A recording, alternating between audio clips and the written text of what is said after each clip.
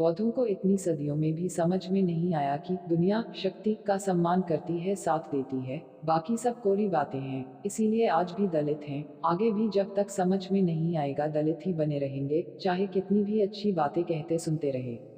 अगर बौद्ध धर्म के नाम पर आप ज्ञानी, व्यापारी, योद्धा बनने की जगह भेड़ बकरी बनने की ट्रेनिंग ले रहे हो तो आपकी कुर्बानी या दलितीकरण निश्चित है। महामानव गौतम बुद्ध के जीवन से जुड़ी कहानी यहाँ वो ही टिक सकेगा जिसमें धैर्य हो। बुद्ध को एक सभा में भाषण करना था। जब समय हो गया तो बुद्ध आए और बिना कुछ बोले ही वहां से चल गए। तकरीबन 150 के करीब श्रोता थे। दूसरे दिन तकरीबन 100 लोग थे, पर फिर उन्होंने ऐसा ही किया, बिना बोले चले गए। इस बार 50 कम हो गए। तीसरा दिन हुआ, 60 के करीब लोग थे। महामानव बुद्ध आए, इधर उधर देखा और बिना कुछ कहे वापस चले गए। चौथा दिन हुआ तो कुछ लोग और कम हो गए, तब भी नहीं बोले। जब पांचवां दिन हुआ तो देखा सिर्फ 14 लोग थे। महामानव बुद्ध उस दिन बोले और 14 लोग उनके साथ हो गए। किसी ने महामानव बुद्ध को पूछा, आपने 4 दिन कुछ नहीं बोला, इसका क्या कारण था? तब बुद्ध ने कहा, मुझे भीड़ नहीं, काम करने वाले चाहिए थे। यहाँ वो ही टिक सकेगा जिसमें धैर्य हो।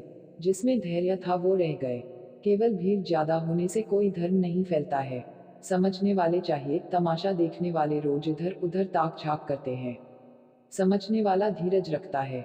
कई लोगों को दुनिया का तमाशा अच्छा लगता है।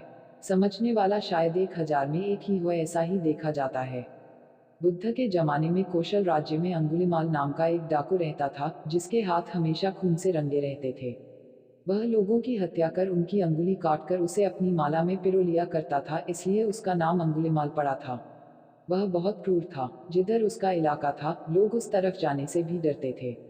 राजा ने उसे पकड़ने के लिए कई बार अपनी सेना भेजी, अनेक अनेक प्रयास किए, लेकिन सभी असफल रहे। बुद्ध ने अपनी दिव्य दृष्टि से यह समझा कि अंगुलिमाल के मन भी कहीं दया व करुणा की भावना सोई हुई है, बस उसे जगाने की आवश्यकता है। यह सोच बुद्ध उस ओर चल दिए जिस ओर अंगुलिमाल रहता था। लोगों ने बुद्ध को जाने से बहुत मना किया, लेकिन वे नहीं रुके। अंगुलिमाल बुद्ध को अपनी ओर आता देख अपनी तलवार लेकर दौड़ा, लेकिन बुद्ध अपनी स्वाभाविक गति से चलते रहे। उसने जोर से चिल्लाकर कहा, रुको श्रमण। बुद्ध रुक गए। जब अंगुलिमाल निकट आया तो उन्होंने कहा, मैं तो रुक गया, लेकिन तू कब रुकेगा? तू भी पाप कर्म करने से रुक। मैं इसलिए यहाँ आया हूँ कि तू भी सत्य पथ